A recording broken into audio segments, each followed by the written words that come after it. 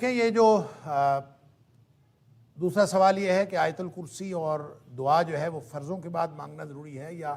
سنتیں وغیرہ پڑھنے کے بعد انسان آیت الکرسی پڑھ لے اور دعا مانگ لے۔ اصل میں سوال کا تعلق اصل میں اس حدیث کے ساتھ ہے جس میں نبی اکرم صلی اللہ علیہ وسلم نے فرمایا، دو الگ الگ حدیثوں میں۔ ایک حدیث میں تو یہ ہے کہ جس شخص نے فرض نماز کے بعد آیت الکرسی پڑھی، یعنی جو پڑھتا ہے ہمیشہ، اس کے اور جنت کے درمیان صرف موت کا فاصلہ رہ جاتا ہے۔ جو ہی وہ فوت ہوا وہ ڈائریکٹ جنت میں چلا جائے گا۔ اللہ تعالیٰ ہم سب کو اس میں سے بنائے۔ ایک تو اس کا تعلق اس حدیث کے ساتھ ہے، اور دوسرا یہ کہ نبی کریم صلی اللہ علیہ وسلم نے جو دعا کی قبولیت کے اوقات بتائے ہیں، اس میں ایک فرضوں کے بعد کا جو وقت ہے اس کو دعا کی قبولیت کا وقت بتایا ہے۔ تو ان دونوں حدیث سے تعلق رکھتا ہے یہ سوال کہ وہ جو دعا مانگنی ہے یا جو آیت الکرسی پڑھنی ہے، کیا وہ لازمی طور پر فرضوں کے فوراً بعد مانگنی اور فرضوں کے فوراً بعد آیت الکرسی پڑھنی ہے، یا بعد میں جو سنتیں وغیرہ پڑھنی ہوتی ہیں، انسان جب سنتیں پڑھ کے فارغ ہو جائے تو اس کے بعد پڑھ لے؟ تو کیا اس اصل میں بات یہ ہے کہ نبی کریم صلی اللہ علیہ وسلم کی دونوں حدیث میں صلاۃ المکتوبہ کا ذکر ہے، یعنی فرض نماز کی بات ہے، لہٰذا آیت الکرسی کے لیے بھی اور دعا کے لیے بھی ایک تو بات یہ ذہن میں رکھیں کہ اس کا تعلق فرض نمازوں کے ساتھ ہے، فرضوں کے بعد ہی آیت الکرسی پڑھنی چاہیے اور فرضوں کے بعد ہی دعا کرنی چاہیے۔ البتہ دعا کے بارے میں نبی اکرم صلی اللہ علیہ وسلم نے الگ سے کوئی، جس کو ہم دعا کہتے ہیں اصطلاحاً، کہ فرضوں کے بعد ہاتھ اٹھائیں اور ہاتھ اٹھا کر دعا کریں، چاہے وہ جماعت کے ساتھ ہو اور چاہے وہ جماعت کے بغیر۔ اس کے بارے میں ایک بہت لمبی بحث ہے اور اس کے بارے میں کتابیں بھی لکھی گئیں کہ فرضوں کے بعد اجتماعی دعا جو ہے وہ جائز ہے یا ناجائز ہے۔ میں اس ساری بحث سے قطع نظر یہ عرض کرنا چاہ رہا ہوں کہ اجتماعی دعا کو آپ چھوڑیں، انفرادی دعا بھی، کہ نبی کریم صلی اللہ علیہ وسلم نے فرضوں کے بعد ہاتھ اٹھا کر دعا کی ہو اور مستقل آپ کا یہ طریقہ ہو کہ آپ ہاتھ اٹھا کر دعا کرتے تھے، ایسا کوئی طریقہ نبی کریم صلی اللہ علیہ وسلم نے ہمیں نہیں بتایا۔ نہ وہ اجتماعی دعا کے بعد ہے، اجتماعی نماز کے بعد ہے، نہ ہی وہ انفرادی نماز کے بعد۔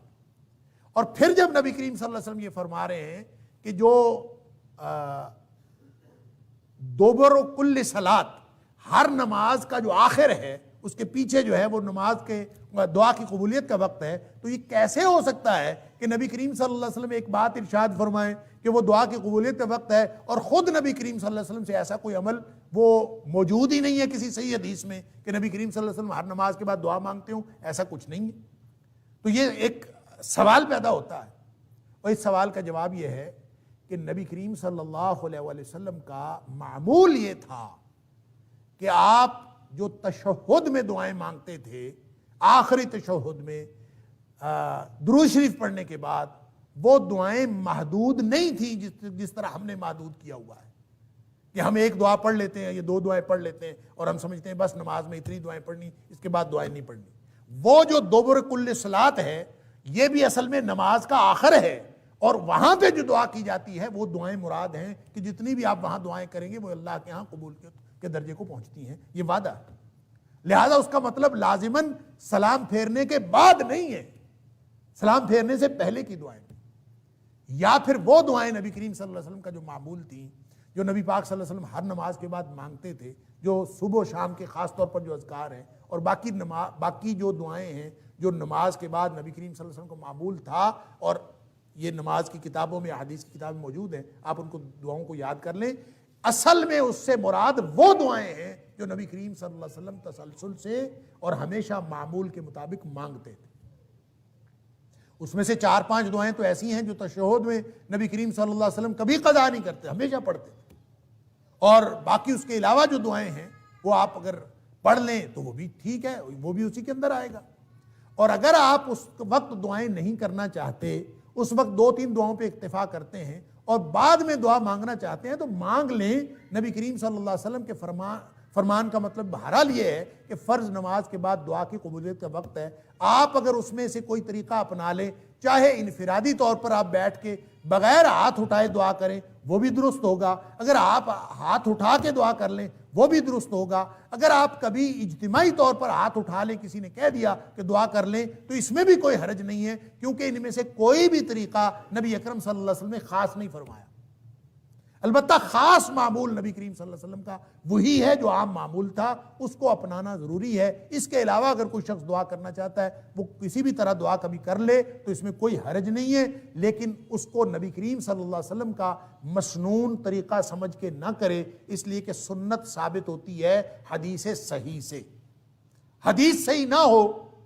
اور صحیح حدیث سے نبی کریم صلی اللہ علیہ وسلم کا عمل ثابت نہ ہو تو اس سے سنت ثابت نہیں ہوتی۔ لہٰذا جو ہماری بہن نے سوال کیا ہے اس کا جواب یہ ہے کہ جو دعا مانگنی ہے وہ چاہے آپ تشہد میں مانگیں سلام پھیرنے سے پہلے، چاہے اس کے بعد مانگیں، اور چاہے آپ ہاتھ اٹھا کے مانگیں، چاہے ہاتھ اٹھائے بغیر مانگیں، لیکن بہرحال یہ جو دعا کی قبولیت کا وقت ہے یا آیت الکرسی پڑھنے کا وقت ہے، یہ فرضوں کے بعد کا ہے۔ جو قبولیت کا وقت بتایا گیا ہے یہ سنتوں کے بعد کا نہیں ہے۔ بہرحال دعا تو کسی بھی وقت مانگی جا سکتی ہے۔ اللہ تعالی ہم سب کو درست طرز عمل کی توفیق عطا فرمائے۔ واللہ اعلم بالصواب۔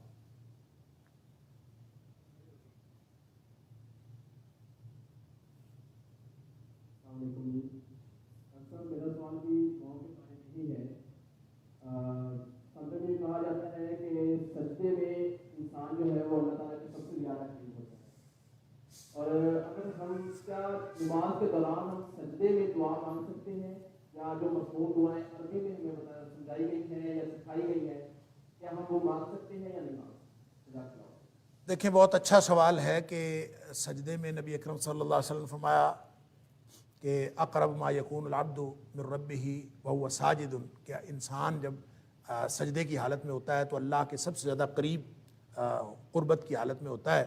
فَأَكْثِرُوا فِيهِ الدُّعَاء، نبی کریم صلی اللہ علیہ وسلم کا فرمان ہے کہ اس وقت دعائیں کیا کرو۔ اب اس کا مطلب کیا ہے، کون کون سی دعائیں کرنی ہیں؟ کیا انسان ان سجدے کی مسنون دعاؤں کے علاوہ جو نبی کریم صلی اللہ علیہ وسلم سے ثابت ہیں اور دعائیں بھی کر سکتا ہے کہ نہیں کر سکتا؟ اور پھر اس کے ساتھ اٹیچڈ ایک اور سوال بھی ہے کہ کیا انسان اپنی زبان میں دعا کر سکتا ہے کہ نہیں کر سکتا؟ اس کے لیے بہرحال ایک موقف تو یہ ہے اور بہت ہی ریئر ہے کہ انسان جتنی مرضی دعائیں کرے، اور فرضوں میں بھی نفلوں میں بھی جس نماز میں بھی جتنی مرضی دعائیں سجدے میں کرنا چاہے۔ فَأَكْثِرُوا فِيهِ الدُّعَاء کا منشا اور مطلب بعض لوگوں نے یہی سمجھا ہے، جو اگرچہ بہت ہی کم لوگ ہیں جو یہ کہتے ہیں کہ اس میں اپنی زبان میں بھی کوئی شخص دعا مانگنا چاہے تو مانگ سکتا ہے، لیکن یہ بات صلو کما رأیتمونی اصلی، نبی کریم صلی اللہ علیہ وسلم کا یہ جو فرمان ہے کہ نماز اس طرح پڑھو جس طرح مجھے پڑھتا ہوا دیکھتے ہو، یہ اس فرمان اقدس کے خلاف ہے۔ نبی کریم صلی اللہ علیہ وسلم نے اس بات کی کبھی کسی کو اجازت نہیں دی، اور نہ نبی کریم صلی اللہ علیہ وسلم کے آپ کی موجودگی میں، آپ کی حیات طیبہ میں کسی نے کبھی ایک بھی بات کہیں کسی سے ثابت ہے کہ اس نے فرضوں میں یا ایون نفلوں میں اس نے اپنی زبان میں، کیونکہ نبی کریم صلی اللہ علیہ وسلم کے پاس مختلف زبان میں بولنے والے لوگ تھے، ان سب کو بھی عربی میں نماز پڑھنے کا حکم تھا۔ اس لیے تقاضا یہی ہے نبی کریم صلی اللہ علیہ وسلم کے فرمان کا کہ دعائیں وہی کی جائیں جو نبی کریم صلی اللہ علیہ وسلم نے کی۔ لہٰذا اس میں مختلف جو لوگوں کے موقف ہیں، اگرچہ میں نے عرض کیا کہ لوگ تو اس بات کے بھی قائل ہیں کہ نماز کوئی چھوئی موئی نہیں ہے۔ میں ایک عالم کی بات سن رہا تھا، اس نے کہا کہ نماز کوئی چھوئی موئی نہیں ہے کہ بس ایسے ہی پڑھنی ہے جیسے نبی کریم صلی اللہ علیہ وسلم پڑھی، جیسے مرضی پڑھیں اس میں جتنی مرضی دعائیں کریں۔ یہ بات درست نہیں ہے، اس لیے کہ صلو کما رأیتمونی اصلی ایگزیکٹ وہ عمل ہوگا، وگرنہ تو پھر صلو صلاۃ کے معنی تو 22 معنی لغت کے اندر آتے ہیں۔ آپ کسی چیز کو بھی صلاۃ کہہ لیں، آپ کہیں کہ اس کا نام نماز میں فَأَكْثِرُوا فِيهِ الدُّعَاء کا آپ منشا اس طرح پورا کر سکتے ہیں کہ آپ انہی دعاؤں کو بے شک بار بار پڑھتے رہیں، اور جتنی مرضی لمبی دعائیں کریں، لیکن وہی کریں جو نبی کریم صلی اللہ علیہ وسلم نے کی ہیں۔ ایک بات۔ دوسری بات یہ ہے کہ وہ دعائیں جو عربی زبان میں ہیں، قرآنی دعائیں ہیں یا دیگر مسنون دعائیں ہیں، وہ آپ فرضوں میں تو بالکل نہ پڑھیں۔ البتہ نوافل کے اندر اگر آپ پڑھنا چاہیں تو دیگر دعائیں جو قرآنی اور مسنون دعائیں ہیں وہ جتنی مرضی پڑھنا چاہیں وہ نوافل میں پڑھ سکتے ہیں۔ یہ میری رائے ہے، ضروری نہیں ہے کہ آپ اس کے اوپر عمل کریں، ہو سکتا ہے میری رائے بالکل غلط ہو۔ اور تیسری بات یہ ہے کہ اپنی زبان میں اگر کوئی بات کرنی ہو اللہ کے ساتھ سجدے کی حالت میں، تو اس کے لیے ضروری یہ ہے کہ آپ نماز میں نہ ہو۔ اگر نماز میں کریں گے تو نماز تو نبی کریم صلی اللہ علیہ وسلم کے طریقے کے مطابق پڑھنی پڑے۔ اگر آپ نے اپنی زبان میں اللہ سے باتیں کرنی ہے سجدے کی حالت میں تو ویسے سجدے میں چلے جائیں. آپ تہجد پڑھیں اور تہجد پڑھنے کے بعد سلام پھیرنے کے بعد آپ نے دعائیں کرنی ہے دیگر اپنی زبان میں, آپ حالت سجدے میں چلے جائیں اور سجدے میں جا کے جتنی مرضی دعائیں کریں. اور وَهُوَ ساجدٌ, وہ آپ اس کیفیت میں ہیں, سجدے کی حالت میں ہیں, اور اللہ سے اس کیفیت میں یہ اسی طرح سے ہے جیسے ہاتھ اٹھا کے اللہ کے رسول صلی اللہ علیہ وسلم فرمایا کہ جو شخص ہاتھ اٹھا کے دعا کرتا ہے اللہ تعالیٰ فرماتے ہیں کہ مجھے شرمندگی محسوس ہوتی ہے کہ میں اس کو محروم کروں جو دعا وہ ہاتھ اٹھا کے مانگ رہا ہوتا ہے. اسی طرح سجدے کی حالت میں تو آپ وہ حالت پوری کر لیں, سجدے میں چلے جائیں اور سجدے میں جا کے جتنی مرضی دعائیں کریں. لہذا 3 کیفیات ہو گئیں. فرض کے اندر صرف وہ مسنون دعائیں جو نبی کریم صلی اللہ علیہ وسلم سجدے اور رکوع میں کرتے تھے وہی پڑھی جائیں. نوافل کے اندر دیگر مسنون دعائیں اور قرآنی دعائیں بھی پڑھی جا سکتی ہیں, اور اگر اپنی زبان میں دعائیں کرنی ہوں تو اس کے لیے آپ ویسے بغیر نماز کے حالت سجدہ میں چلے جائیں اور دعائیں کریں. یہ 3 کیفیات ہو سکتی ہیں. اور اگر آپ سمجھتے ہیں کہ اس طرح بھی دعا نہیں کرنی, کوئی اور طریقہ آپ سمجھتے ہیں تو کر لیں. نبی کریم صلی اللہ علیہ وسلم سے وہ مسنون دعائیں جو منقول ہیں اس کے علاوہ کوئی دعائیں پڑھنا سجدے کی حالت میں کسی صحیح حدیث میں میرے علم میں نہیں ہے, اور نہ ہی یہ کہ آپ نے کسی کو اجازت دی ہو. لہٰذا آپ یہ کر سکتے ہیں کہ فرضوں میں تو کوئی اور دعا نہ پڑھیں, نفلوں میں دیگر دعائیں مسنون پڑھ سکتے ہیں.